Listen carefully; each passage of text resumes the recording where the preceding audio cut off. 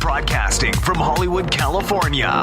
It's grants-rants, Hollywood Talk. Luann resurfaces on Watch What Happens Live. Comedian Heather McMahan calls in to warn us about Lindsay Lohan and questions the potential island of Lindsayland. It's really over for Jeff Lewis and Jenni Pulos, and Cardi B throws a shoe at Nicki Minaj's face. That in a dramatic reading? Next.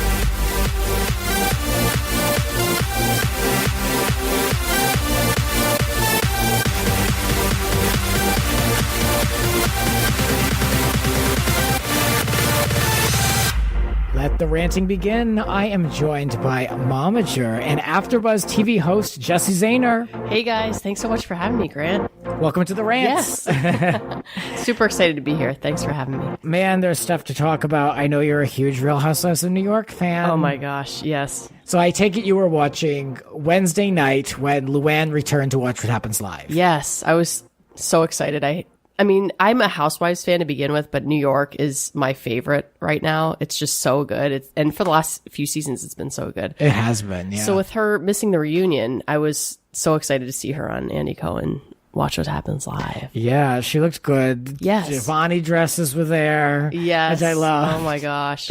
And she cleared up a lot of things. She cleared up that going to rehab was not court ordered, as Dorinda had alleged in Reunion Part 2. Yeah. Or 1. I'm curious, like, what did you think of that? Because I mean, hearing Dorinda, first of all, I love Dorinda, I do, and I actually haven't liked Luann for the longest time, but I feel like she's definitely changed this season. So I'm kind of on her side at this point. But with that kind of stuff that happens with the law, like I would expect her to be court ordered to do treatment of some sort. Wouldn't you think? I think both are kind of wrong and right at the same time because, all right, on Lou's side, she was wrong. Dorinda didn't say it was court ordered. Dorinda said it was practically court ordered. Okay. But on Dorinda's side of things, it would look good. It would look much better for Lou to go. Right. So Luann needs to understand that, the same way she went for optics, like it's all kind of the same thing. Yeah, so that's what I'm no, totally. And that's what I'm wondering. I'm wondering, like, did Luann get out in front of it and say, okay, well, when she was trying to work out whatever deal with the court system, she made it up like, oh, I'm going to go to treatment. And they're like, oh, okay. So we'll lessen the harshness of whatever sentence she's getting or whatever it is. I don't know all the legal terms, but if she didn't say that, they probably would have court ordered her to do that anyways, right? Right. I mean, she would be like blatantly having a disregard for the law if she walked out of, state prison or whatever, county jail or whatever, and then started opening a bottle of rosé on camera on a reality show. Yes. It's like, I mean, of course she had to handle that. Right. That whole situation, I have a feeling that will be a quick repair, that relationship. Yeah. Things played out on the show. It wasn't great, but it's old news at this point. Right. And they know that they have to really kind of get back in each other's orbit for the new season. Right. Another thing Lou said, she celebrated Labor Day with her kids. She kept the house. She says it was in the Hamptons, but I believe that she's always said it's been in Sag Harbor, which they're, one of the same, I guess. But, and that the kids are no longer suing, or they were suing her, but everything's worked out, blah, blah, blah. So she kind of really glossed that over as always. Yes. Everything's good again. And she found out that she was getting sued originally by the press. And on Megyn Kelly, she admitted that, which has to be really hard. I mean, your own children, so you find out like on page 6. I know. See, that's such a different lifestyle. I can't imagine going through this with my mom or my daughter. I just can't imagine this ever happening. Like, this wouldn't happen in my life.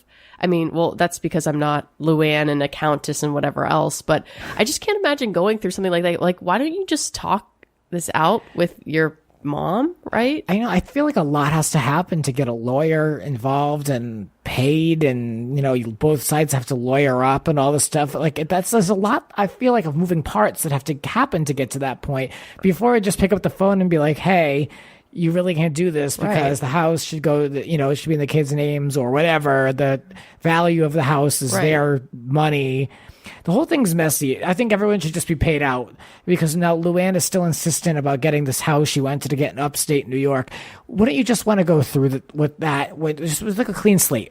I don't like to owe anybody anything. Totally. I agree. 100%. Not even for like a drink at a bar. You know what I mean? Yeah. So like I feel like she should really just give her kids who are adults what they're owed and then whatever money she has left, then live on that. Build on that. Right. I don't really get it. I don't really get the whole legal business side of it all. No. Someone listening is probably saying, "Oh, Grant, you've got it wrong," but this is the truth according to me. Okay. So another thing that has come out, and Page 6 mentioned this, that Lou feels, quote, almost allergic to alcohol. Now, this seems a little dramatic to me. Okay, so it's so funny that you bring this up because one of the big things that I was reading about with her is the amount of alcohol that she was drinking when she decided to go back to rehab. Did you read that? And about the bottles? Yeah, she had so she was drinking watermelon martinis, and then she said she drank 2 bottles of rosé and then a 6-pack of beer. I mean, if I drank that, I would be like dead. I swear to God. That's like incredible. I mean, she's probably a much taller woman than I am, so maybe she can like take in a lot more. But I mean, maybe if you drink that much, you eventually become allergic to alcohol. I mean, because think about it like this. Maybe like when I was younger, I used to drink a massive amount of a specific type of like alcohol. I'd get sick on it once and then I'd like smell it and I'm like, I will never drink that again. You know that feeling? Maybe that's what she's talking about. I can't imagine the Countess, drinking 6-pack of beer. To me, I just think that's so low class. Right. But, it is what it is. I mean, truly is what it is with that one. And, more stuff coming out of New York. The ladies that we know and love are back at New York Fashion Week. Page 6 has a picture of Dorinda with her mouth screaming open once again. Tinsley, Sonia, and Ramona are there at some show. And according to this article, they were creating a scene. So much so, quote, Nikki Hilton looked annoyed. Oh my, I'm so glad you brought that up because I read that too. And I just thought that was funny. It's like, so poor Nikki Hilton. Like, why does she have to be brought into this? Like, who knows what she was thinking? Like, somebody's speaking on behalf of her, but we don't even know if they know her and they're just like, oh, she looked annoyed. It's like, I always look annoyed. So, I mean, if I was Nikki Hilton, would like people be saying that about me? But at the same time that I was thinking about this, like if you were on a reality show, wouldn't they kind of want that out of you? So wouldn't you be kind of playing it up and like purposely doing that? So if you're having these people at your show and they're filming, I mean, I guess that's what you would expect, right? Yeah. I mean, the producers aren't encouraging them to be meek and wallflowers. They're not like, just be really quiet and let's have this be an uneventful shoot. Like, they're not really coming to the table with that. Yeah. So I get it. Of course, they're like front row at a show with cameras on them. It's exciting. Yeah. But this article is it almost seems like a joke to me. It almost seems like a fake article, like so-and-so debutante looked annoyed, or like heiress to, an oil baron disapproved. It's like, it was so stupid. So I loved it because it was so Hollywood Insider. And I love that Nikki Hilton is, now like, she's the Rothschilds. So she's really, elite society. Good for her. Yes. Good for her. Speaking of the Hiltons, Paris came up, as did a few other names when I chatted with comedian Heather McMahan. Heather has been very busy online, and I wanted to have a quick conversation with her to go over what's happening with Lindsay Lohan. Let's listen and we'll talk about it. Okay. I'm here with Heather McMahan, and I've been entertained over the summer by the stories. If you haven't seen them, check them out on her Instagram. They're highlights. Britney 911 gripped me through July and August, and now Lindsay 911 is creeping onto the scene. Heather, welcome back to the Rants. Thank you for having me, Grant. It's always such a pleasure. I'm so glad to have you on. I've been laughing along with you, been concerned with you, been following breadcrumbs of evidence. There's been a lot of things happening this summer, and you've been on top of all of it, doing the work. I feel like it's just the only way I can give back to my community. You know what I mean? I just want to figure out what's going on with Britney and Lindsay. I mean, first it was Britney. That was my first little bit of investigation, Dateline. And Britney was just, I feel like, giving me a little bit of a cry for help. And now Lindsay's just, wow, it is just really, really in your face. What are you seeing? What are some things that have caught your attention? Like I took your advice. I went through the highlights. You said none of them made sense. I'm still trying to figure out what some of these places and things even are. Never mind to wrap myself around the story. It's been interesting to see at the very least. Not a huge shock for me with Lindsay, but still, I'm glad to know she's still going. She's still alive. Here's the thing. So, Lindsay somebody made this video go viral of her doing her dance. And so people, which was hysterical because she clearly looks like she's out of her mind. And I just kind of started following along through her Instagram and doing a little bit of digging. Actually, I didn't even really have to dig. It was just right there for you. Her highlighted stories make no sense. It's almost like she can't complete a full thought. She's been using a very odd British accent, which is interesting because Britney tends to use a British accent. I think for Britney, it's a little bit more like child's play, like she enjoys being a character. But Lindsay, I think, has actually convinced herself, a la Madonna, that she is, British royalty. Her highlighted stories make no sense. Her Instagram posts make no sense. I mean, for God's sakes, Grant, the fact that right after Senator John McCain died, she put up a selfie that said, "Rest in peace, John McCain, feel better, XOXO," made me want to crawl out of my own skin. Feel better? Excuse me? No. Yeah. I didn't catch that. How did I miss that? I'm usually all over that Instagram. Oh, this was a big deal. I think it actually came from her Snapchat. Oh, or maybe not, but it went viral last week, and I'm not even kidding you. It's just her on a boat with the beautiful selfie saying, "Rest in peace, John McCain, feel better." I just have no words for somebody who tells somebody who died, feel better. Yeah. Oh, absolutely not. Especially when they died of a disease like cancer that they couldn't fix. Right. As somebody who's lost somebody to cancer, there's nothing worse than somebody saying, like, they're in a better place. You're like, shut up, Karen. Shut up. You're also like, Lindsay, it's one thing if you're like, rest in peace, but also what, now are you involved in politics? Like, were you a big McCain fan? It just, nothing about it really made sense. And I know anybody can really give their condolences, which is a kind thing, but the whole thing, it was very self-indulgent, feel better, honey. Oh God, Lindsay, absolutely not. You should not have commented on it. Well, she's been guilty of this in the past with getting involved with things. The whole Harvey Weinstein thing we talked about on this show, where she's like, she says something along the lines of like, poor Harvey, I'm paraphrasing, but like, she really needs to not have an opinion about everything.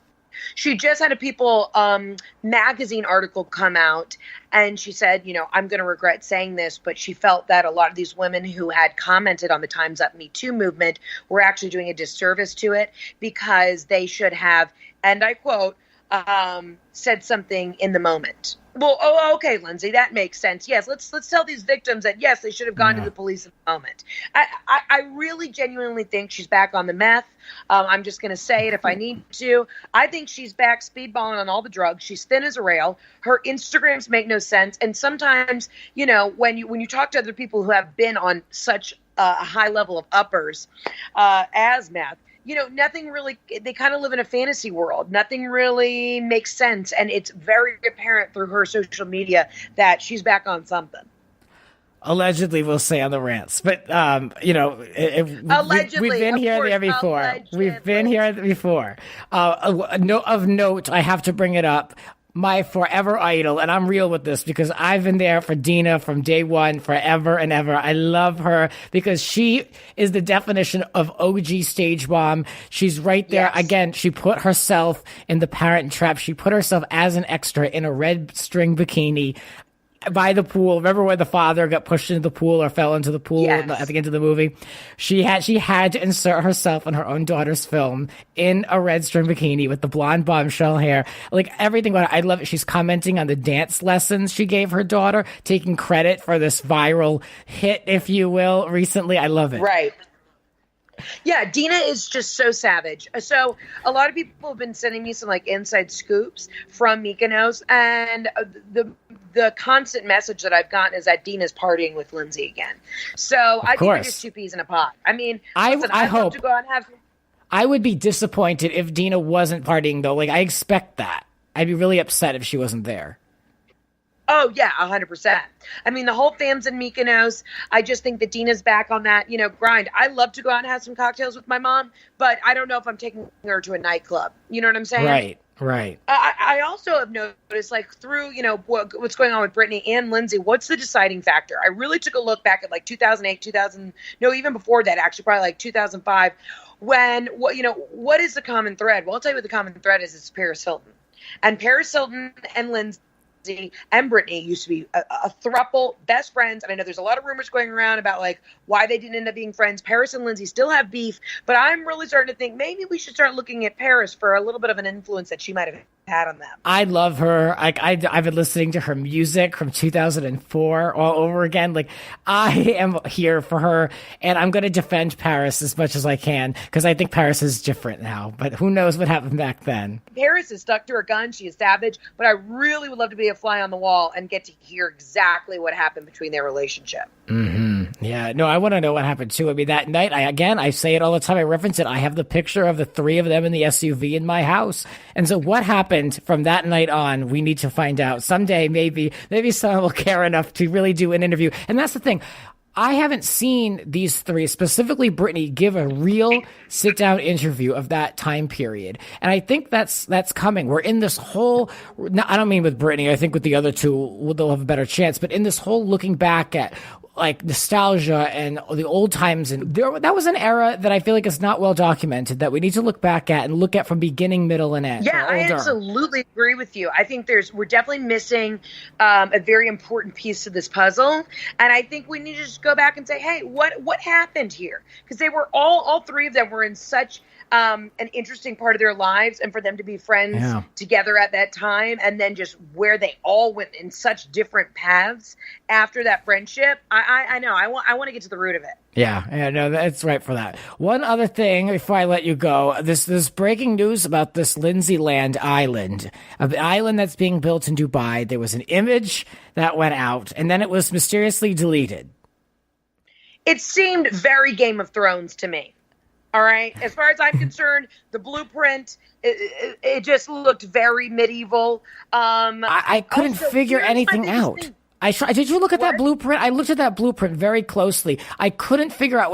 I don't know if it was a rendering or a graphic image or what, but I couldn't figure out, were those boats, were those houses? I couldn't figure out the scale. I thought maybe it was a small island, maybe one or two buildings, but it looks like it was like a resort community.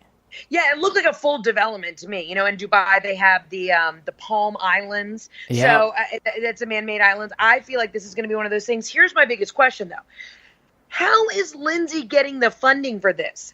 I think something very suspicious, very sketchy is happening over in Dubai. I don't know where she's getting the funding. I just think something's not right there. People have said this in the past about her income. Yes. When was the last time she had a successful film or project? And we saw, I assume, and I can only assume, and I would hope that you watched Lindsay on OWN very closely the way I did. Did you watch that? Yes. So we can see a little bit of the spending habits. So where is the money coming from? We know it's not Dina. Her house was just in foreclosure at the beginning of the year.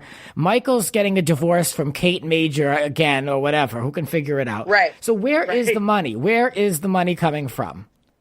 Now, she was dating that Russian billionaire. They broke up. That was a big to-do.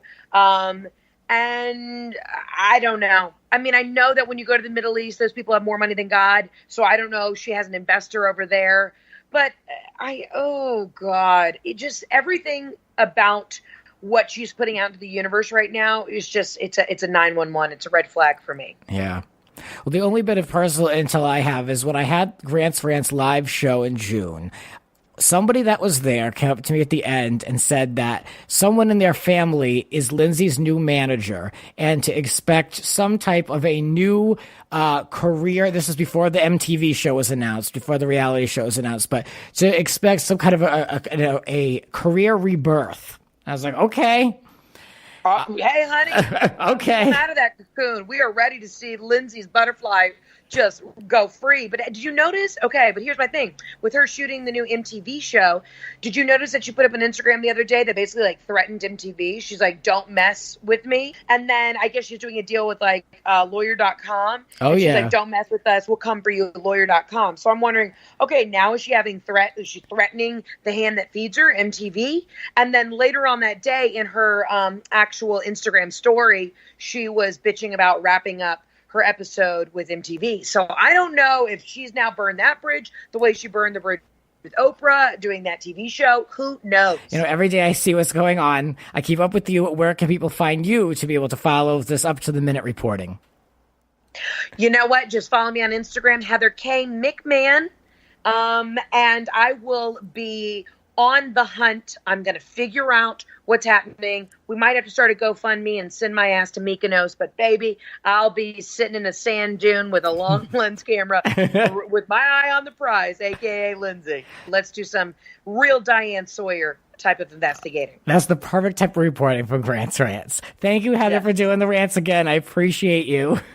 Hey, thanks for having me. This is always a blast. Thanks. You guys can find Heather on other episodes of Grants-Rants Hollywood Talk, and we'll be back with more rants. And thank you, Heather, for the guest rant of this episode. Yes. I knew I had to talk to her. She does the work. What can I say? And I figured she'd give us a good point of view as we look at Lindsay. I mean, again, Yes. Where do we begin? What do you think?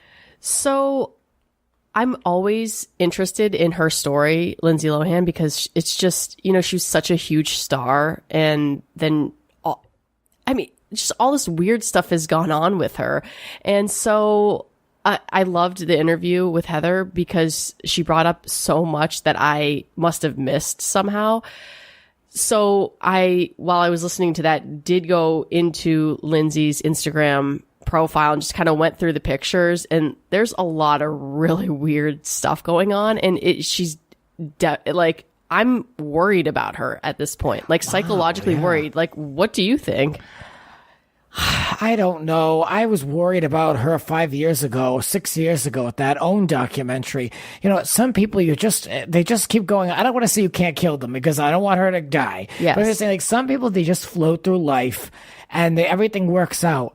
But there's something going on, definitely. And, it will probably come to light if she's going to have cameras following her for this reality show. Yeah. I don't really know what to think. Other than I heard another rumor that there was some Britney, Lindsay, Paris triangle years ago. Yes. And this is when they were like all gender fluid. Remember, Lindsay was Sam Ronson, and they all kind of did their own thing with men and women. And that apparently there was this sounds ridiculous, but I'll leave it up to the imagination and to the listeners to decide and to judge.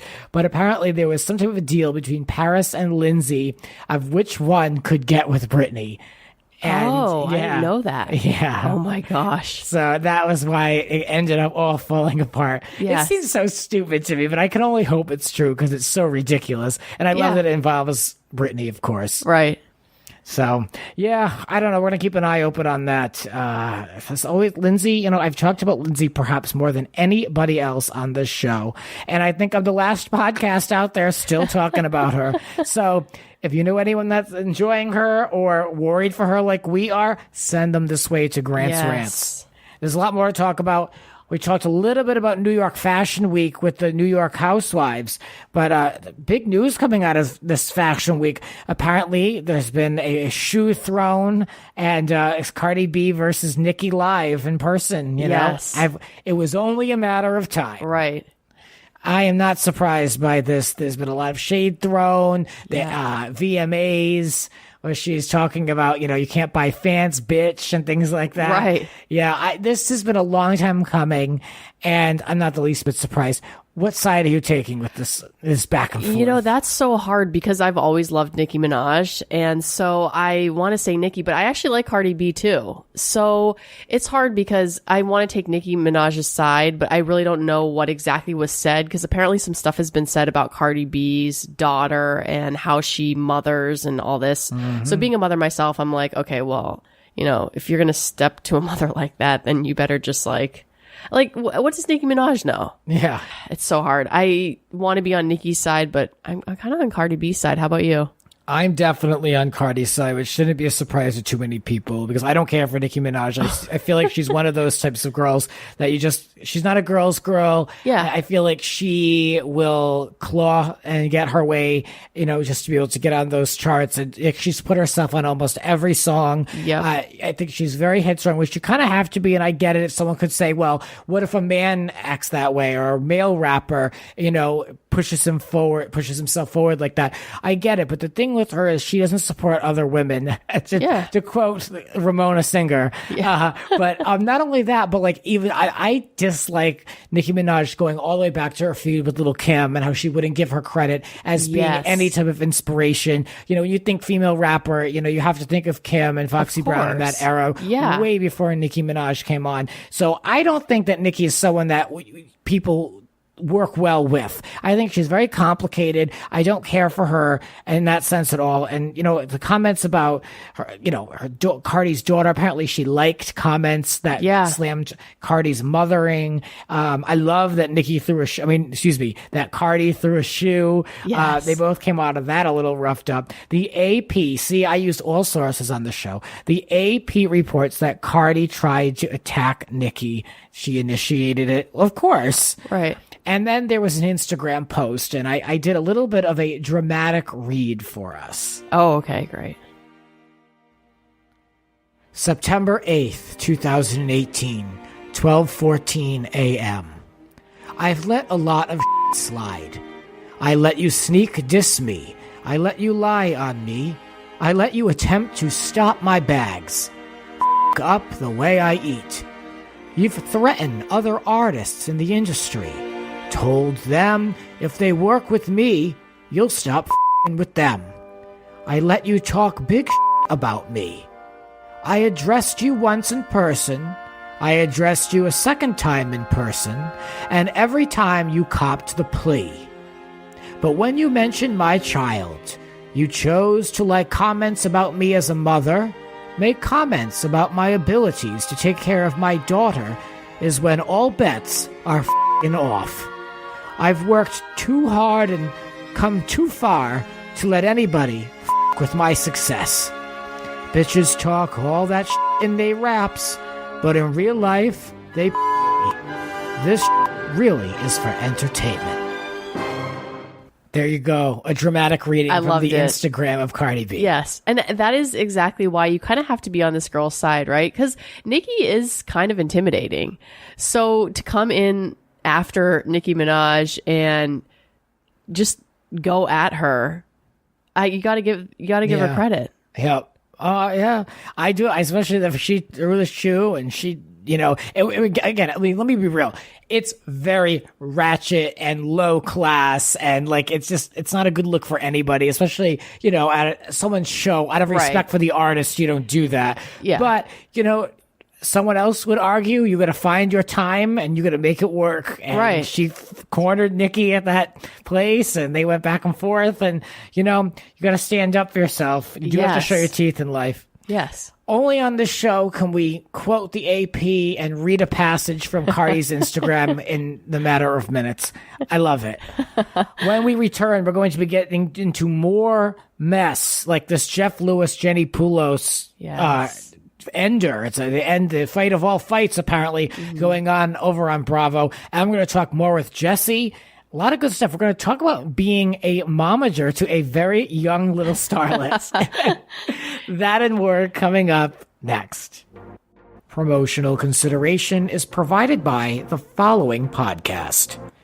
For even more pop culture and life commentary, check out the Things We Hate podcast with Amanda and Daniel. In this podcast, a Chicago couple discusses and laughs about the good, the bad, and the ugly parts of life. Amanda is a law student, and Daniel is half Japanese, half American. Each week, they go deep about something in society driving them crazy, and they love hearing what you hate, too. It's a fun listen. You can find new episodes released every Friday on all major podcasting platforms. And you can follow them on Twitter at TWHpod. The show again is Things We Hate with Amanda and Daniel. Subscribe today. You're listening to Grants Rants. Subscribe and spread the word. There are a lot more rants to come. Listen anytime on all major podcasting platforms. And now, back to the show.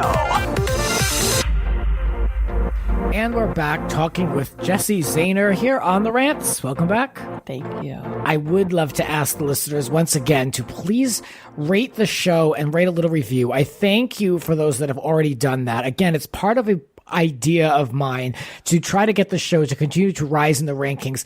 And, you know, we've made lists again, which I'm really happy about. Thank you to everybody who was patient and waited and came back to the show, and for the amazing reaction that I had from people, even on Twitter, just saying, I'm so glad the show is back. It was such a nice surprise. I truly can't thank you enough for hanging out and staying with the show. This show is so important to me, and I love to see it grow, and I love the loyal listeners. So amen to that. Thank you. It's not unnoticed. Thank you. So please leave a review if you'd like. Whether you love it or hate it, just let me know. I want to know. So let's get into what's coming up next. Erin Martin, she's been on this podcast. I love her. She's got a great podcast, Pink Shade with Erin Martin. She also writes for Reality Tea, another site that I used to work on. And if you want to read the article, it's called Jeff Lewis and Jenni Pulos Part Ways. Jenni quits Jeff Lewis Design for Good. After 2 decades, Jenni is really gone from the show. I assume you've watched. Mm-hmm. We've seen this girl get attacked, harassed, yelled at, screamed, blamed. You know, I really didn't think the day would ever come. No, she's so tough. And I always wish I could be somewhat like her, because I could not deal with that. Like, I would lose my mind. I'd probably also get arrested. But she's the kind of person that I just feel like she's grown to know what Jeff Lewis is like, and she's just like accepting it and like rolls with it, and she's fine with it. So I didn't ever think that this would happen. Like, I thought they were too close. I thought a lot of it may have been for the cameras. And she is like, all right, I'll put up with this because I'm on the show getting paid. But, right. You know, normally when we're one-on-one in a room, I would never let him speak to me like this. Right. So I don't really know what to believe in that situation. But after 2 decades, she's gone, and we'll see the breakdown on the show. The upcoming season is this week. And Jenni is... the problem started, according to this article over on Reality Tea, the problem started when Jenni returned from maternity leave after her second child, and Jeff didn't think she was invested enough in his business. So, you know, we saw how it is with him, with people, and he hates on all these people who aren't there first in the morning and last to leave at night. But I mean, come on, that girl has shown her loyalty to you. Totally. She's made you millions. Yes. She's a mom now of 2. That's to be expected. Totally. And I mean, after becoming a mother myself, the amount of BS I put up with is so small now. And even before, like, I never liked dealing with people's stuff. So, but after I've become a mom, I'm like, I don't need any of this. Like, I'm just done. And I will cut you off, like, at this moment, like, and I don't care. And I do not look back, and I'm just like, whatever. So I can't imagine, like, she's continued to deal with it. Now she's had the second child. And so she's like, but at the same time, it's like being a boss or owning something, you have a different mentality than your employees. And that mentality can literally break people at work. And you have good people working for you. Why would you push them to be done with you? Yeah. You're not going to find somebody like that again. No. I mean, I listened to his show on Sirius XM, and we've seen it on the show itself. Like, he's a very strange relationship with his husband. I mean, yeah. You know, I don't get it. Why? Maybe he needs to talk to somebody. Yeah. But when you have everyone in your life that you push so far away like that, especially people that have done nothing but work for you and help you and build your business, it's really unfair. Well, why do they stick around? Like, his husband is such a nice guy. Why is he there? I don't know why these people stick around, and especially, like, you know, now they have a daughter together. I mean, he's in it, so they have to figure that out. Mm-hmm. But I was kind of sad to hear this, but I guess, so I don't know. I really didn't think it would happen, but yet to a normal person, it would be inevitable. I mean, how much can you take? Right. And she's probably made her money. I know she married well. Like, she doesn't need to work like that anymore. Right. She did it. Yeah. So I think that, you know, I'm Team Jenni on this. I am end. too. Yeah. Yeah. But I'm like, you know, interested in watching. I haven't watched Flipping Out in a while. I just haven't been that interested. And the real reason why, too, is I worked for a lot of Jeff Lewis types. And I to me, it wasn't funny or entertaining. There was no wow factor. When you're on the receiving end, I'm not claiming I'm Jenni, but when you're on the receiving end of a lot of that and you're trying to work for someone and genuinely put your best foot forward and they mock you and they try to intimidate you and they're not thankful or grateful. To me, that's not entertaining. I was so burned out and so disgusted by a lot of it. It was almost too real. Right. So I know people watch it because they can't believe it's real. Yeah. To me, it was too based in reality. That kind of abuse when you're an assistant to somebody like that and you're expected to dedicate your existence to keeping that person happy and they couldn't give a damn less about you or they convict you of things or you're not working hard enough for me. You're not doing enough for me. Forget it. Right. Everyone has their breaking point. Forget it. I know. And especially with somebody like Jenni, like I understand that we are all replaceable. Like that's always what they say. So you have to work really hard. But like she puts up with so much. You are not going to find another Jenni. I'm sorry. You're not going to. So. Well, neither have commented on the situation, and we'll have to look at it when it returns. You guys can find Flipping Out over on Bravo September 11th at 10 o'clock. So you can see it all happen then. It'll probably be like the last episode of the season, probably, but whatever. Something to look forward to. Now I got to watch it. Yeah.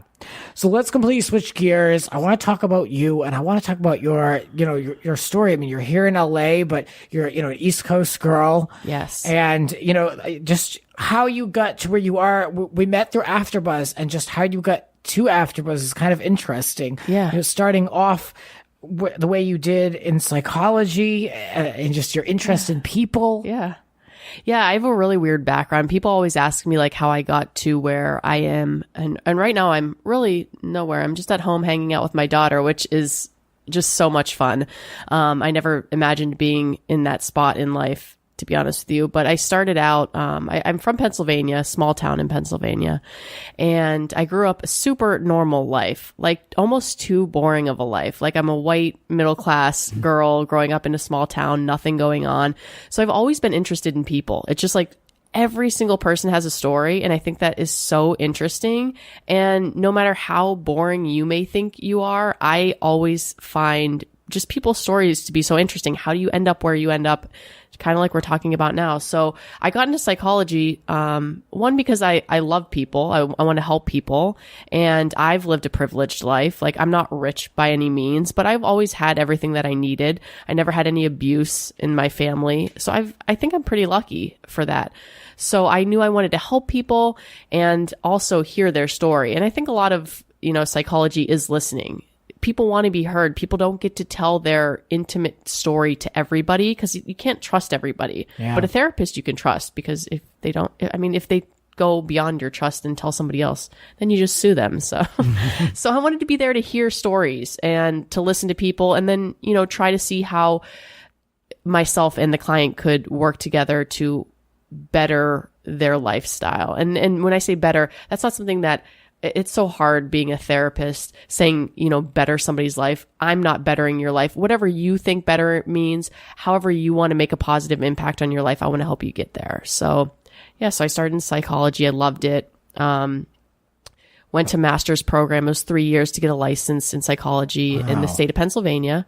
And after my internship working with adults and children, I became an intake coordinator where basically I did all the psychological assessments for anybody who came into the mental health center. So it was the largest mental health center in Philadelphia. It was based in North Philly, which is not a great neighborhood.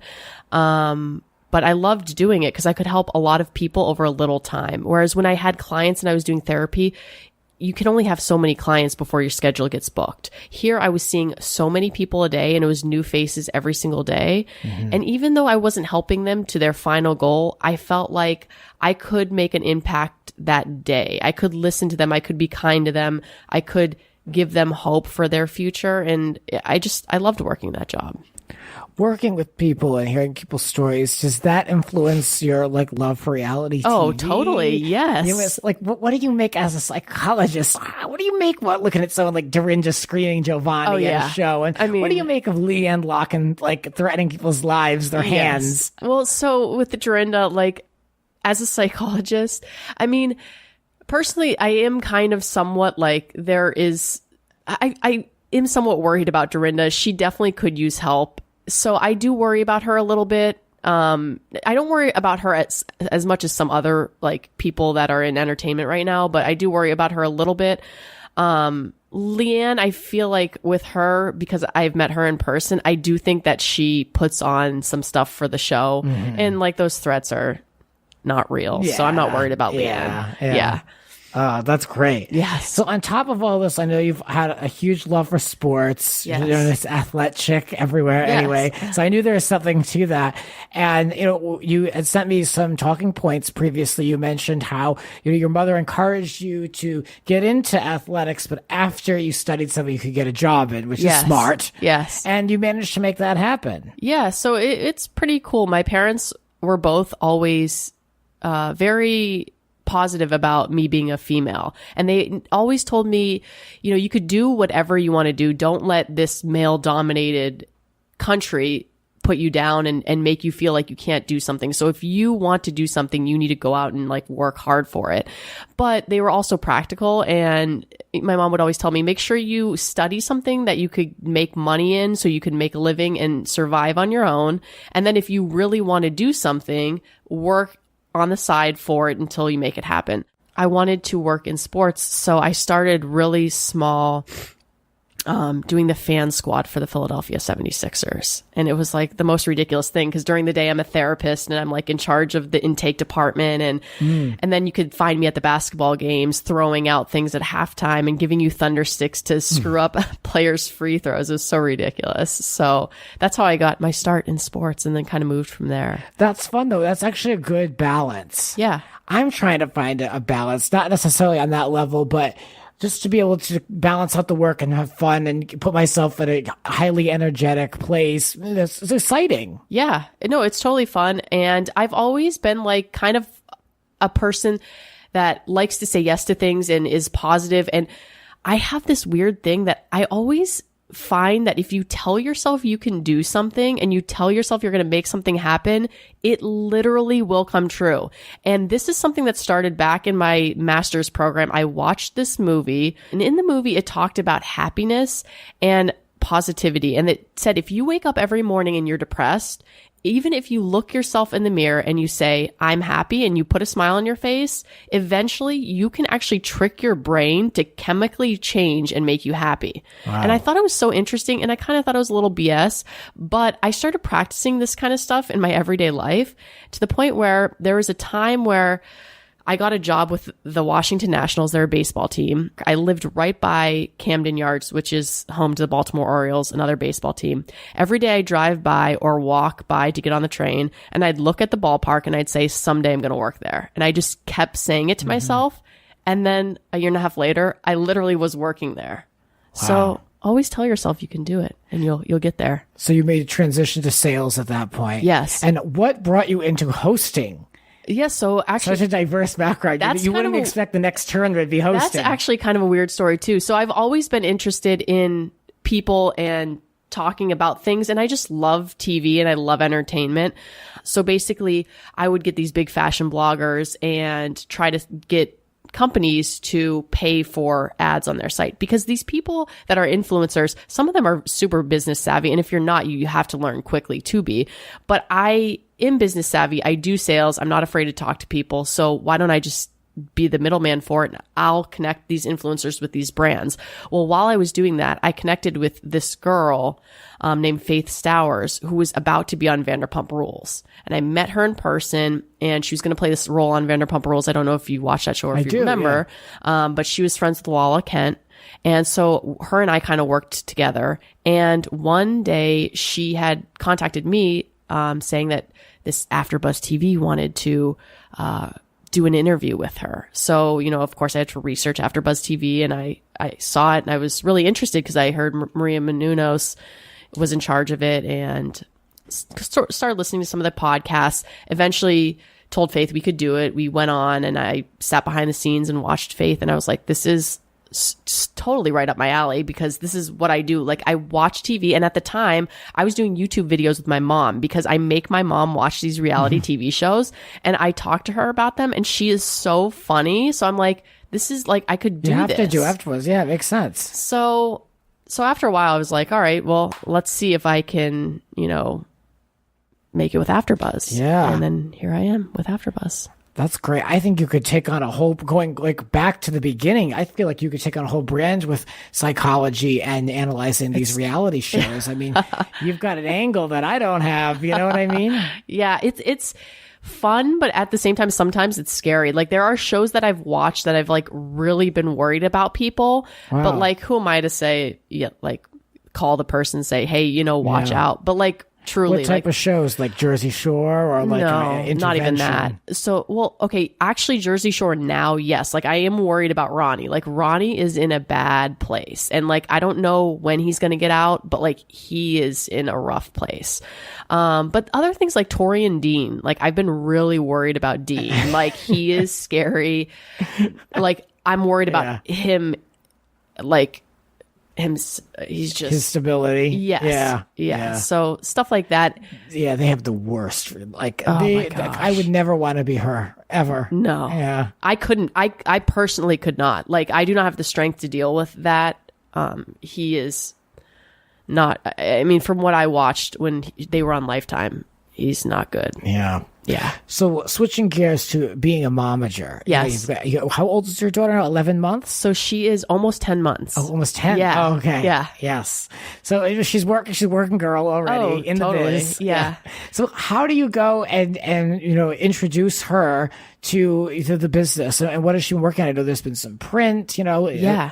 How did it all come about? Everything that you do is an opportunity, whether just to learn something or to meet somebody or whatever it is. So now that I don't work anymore, I'm at home with her. I have a lot more time to do things, even though having a baby is very busy, and you feel like you're not doing anything, but you're really doing a lot.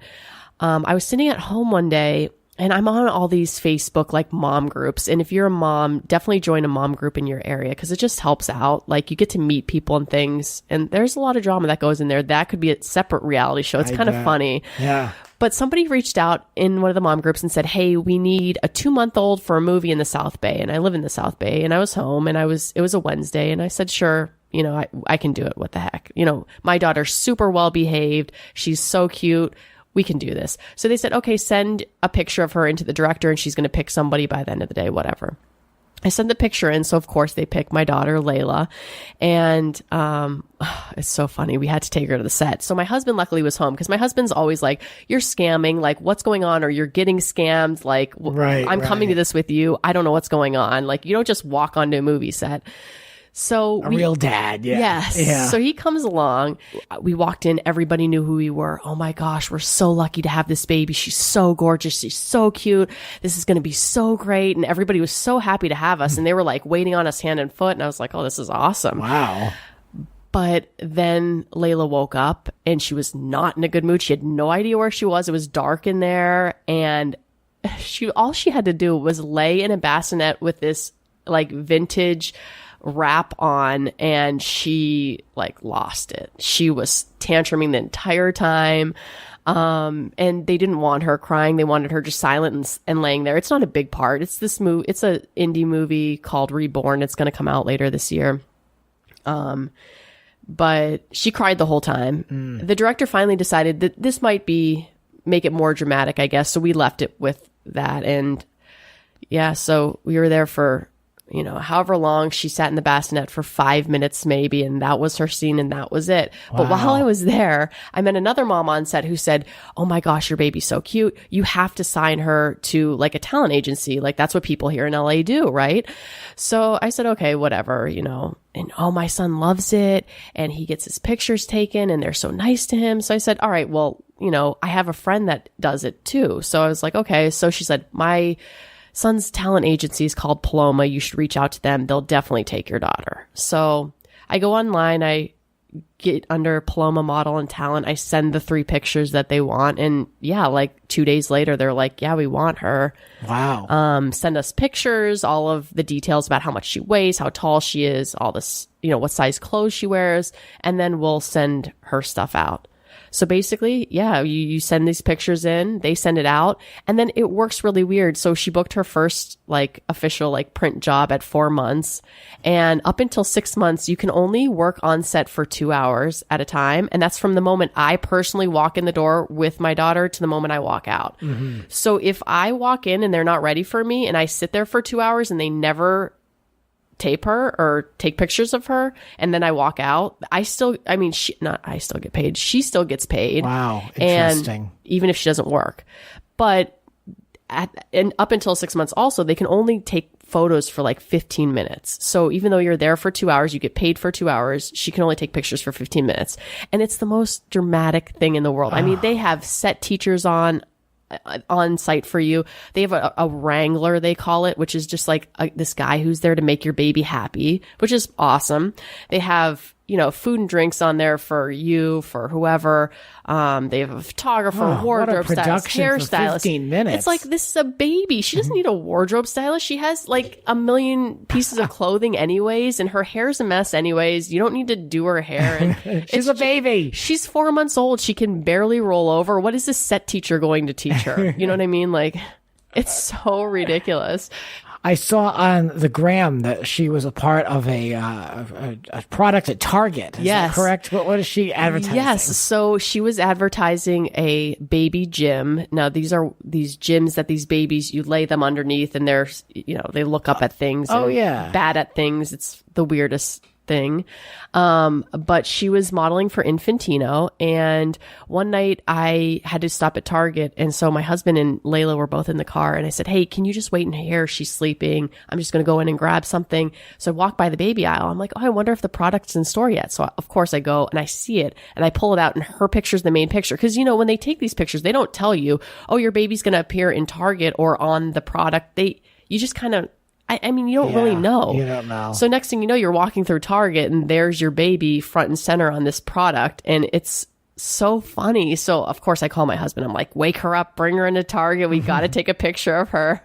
We were so excited. My husband was so proud, had to buy the product, even though we don't need it. She's past that stage of her life, but no, I think you have to have that. Yeah. I think you have to have it. Yeah. Yeah. Oh, that's so adorable. Yes. So she's having fun with it. This is not something that I want to push her into. And it actually gives me kind of anxiety just thinking about it. Cause I'm like, well, I don't want to make her do something that she doesn't want to do, but she can't speak to me, So it's not like she books a million jobs a week or anything like that. But, when they come around, if they're a good company, she's done Infantino and she's done Munchkin, which is another baby brand.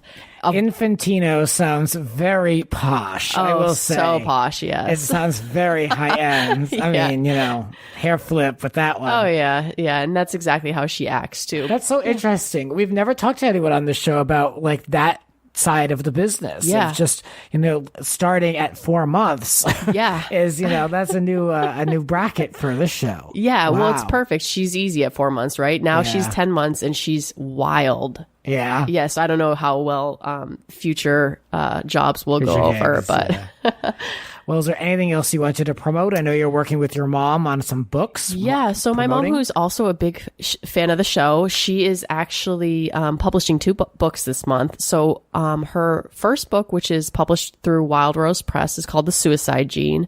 And it's kind of a psychological thriller. That comes out on the 19th of September. And so I'm kind of her business person per se. She calls me her publicist, but I'm really not. But I do help with all the business side of selling the book and marketing it. So we're working on that. And then her second book comes out the next day, actually. It's a self-published book. It's called Dream Wide Awake, and it's going to be available on Kindle Direct. And Dream Wide Awake is more of the push for us because she believes in that book more.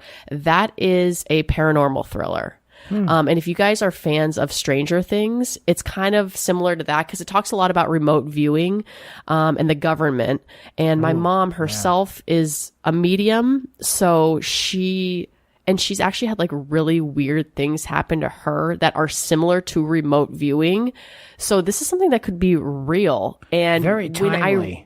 And when I read the book, it actually is like really messes your mind up, because you're like, is this actually going on? And could this actually go on? And then you're like worried. You're like, if Trump reads this or ever gets his hands on this book, would he put a program together like this book suggests? It's kind of scary. Yeah. So that's like our big push. So if you are going to read one, I always keep pushing people to Dream Wide Awake, because it's just such a good book, and it gets you right from the beginning. So that'll come out on the 20th, the next day. And what is her name?